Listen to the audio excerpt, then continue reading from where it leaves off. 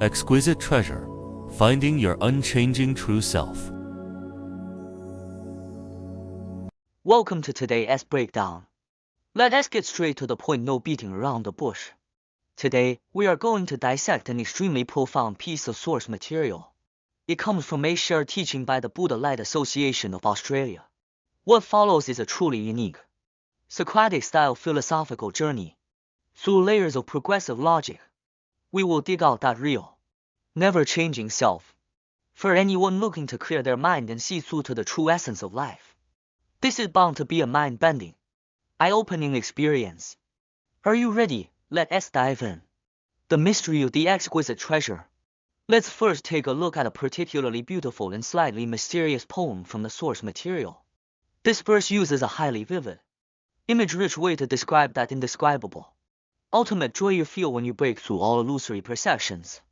The so-called beaming with a face full of smiles, as you well know, is that deep, uncontainable, authentic ecstasy that wells up from within when you finally see through the shackles of various phenomena. Shatter the illusion of void.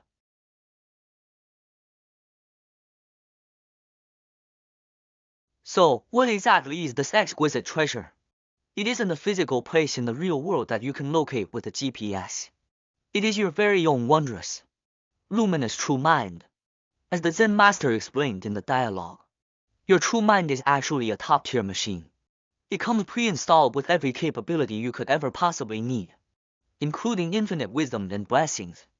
It is entirely self-sufficient. You have never, ever lacked a single thing.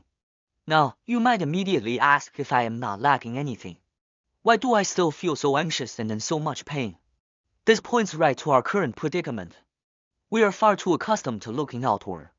We constantly feel like something is missing, fumbling around from today to tomorrow, and tomorrow to the day after, blindly grabbing at things on the outside. As a result, we don't catch many good things, but end up unwittingly accumulating a mountain of hardships, completely leaving our built-in treasure trove sitting out in the cold. So, how on earth do we open this treasure? That brings us to our first part. Part E, deconstructing your illusion of self.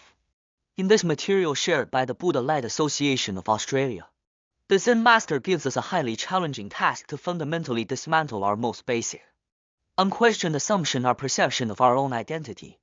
Let's start with a simple, soul-searching question from the Zen master: is your name really who you are? We take it for granted every day that our name represents us.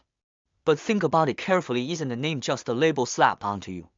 There might be hundreds or thousands of people in this world with the exact same name as yours. If your name is you, which one of them is the real you? Obvious enough. A name is merely a signifier, a code name. It isn't you at all. Hearing this, your instinct might be to counter. Fine. My name isn't me, but my physical body is definitely myself, right? If you think so, the Zen master isn't going to let you off that easily. He would demand rigorous proof from you. In this dialogue, the standards of philosophical inquiry are even stricter than those in a modern scientific laboratory. If you can't prove that your body is you,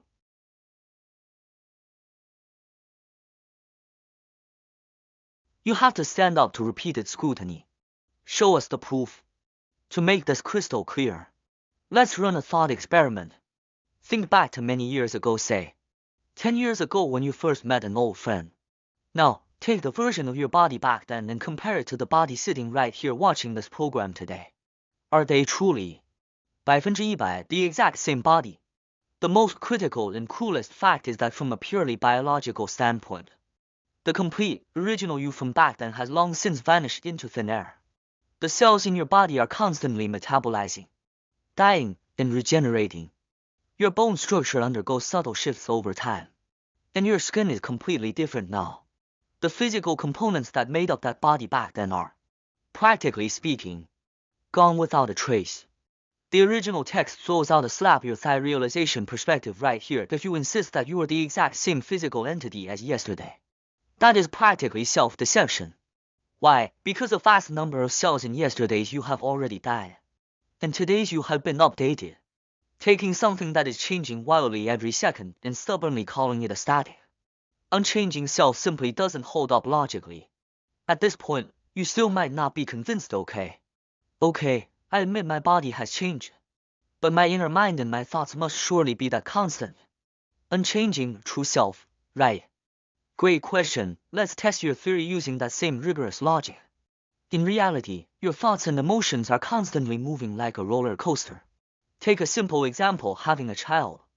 Before having a daughter, your mindset, your worldview, and all your considerations were completely different from who you are now.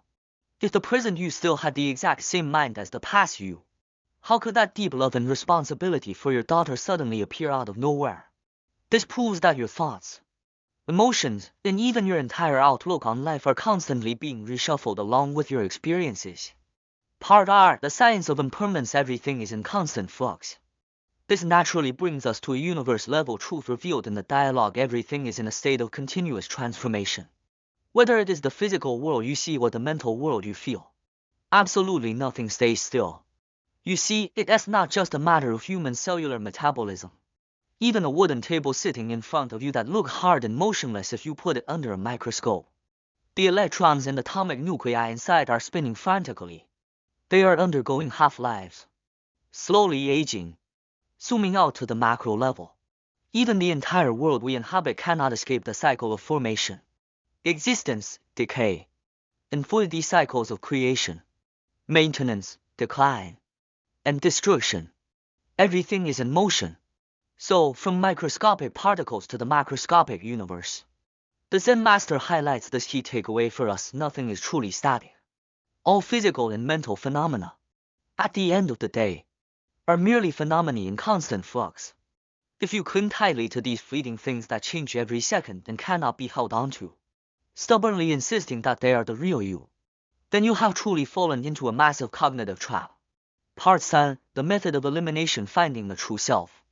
Now, here comes the question: if all of these names, bodies, and even thoughts are just fleeting phenomena, how on earth do we find the real self? This leads to the most hardcore technique in today's breakdown, finding the true self through the process of elimination. The Zen master gives an ingenious yet remarkably simple method here. Much like peeling an onion. Step E, examine yourself and identify everything that changes. Step R, ruthlessly cast aside and eliminate all these impermanent, rising and ceasing parts from your definition of self. Step 3, once you have discarded everything that changes, whichever remains that which can never be eliminated and remains eternally unchanged. Bingo. That is your true self. This absolute, eternally unchanging essence has actually been hidden inside each of us all along. As the ancient saying goes, everyone possesses a Lingshan tower. Beneath it is where one should cultivate.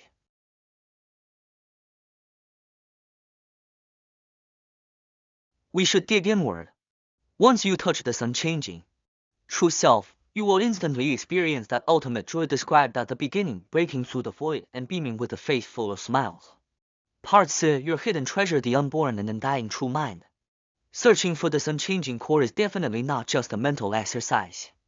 The original text tells us that once you truly recognize that unborn, undying, and never-changing true self and have the courage to own it, your understanding of the entire real world will instantly be elevated to an incredibly fresh, new height. This is a true game changer. To wrap up today's program, I'd like to leave you with the very same homework assignment the Zen master gave his disciples. In your free time, try looking inward. Ask yourself, who am I, really? Is this body truly me? Is this mind constantly wandering and overthinking truly me? Try using the method of elimination to filter out all changing appearances. And ask yourself one ultimate question: in my life, what is the one thing that has never, ever changed? I hope this question serves as the key that unlocks the exquisite treasure trove within you. Thank you for watching and reflecting with us. See you next time.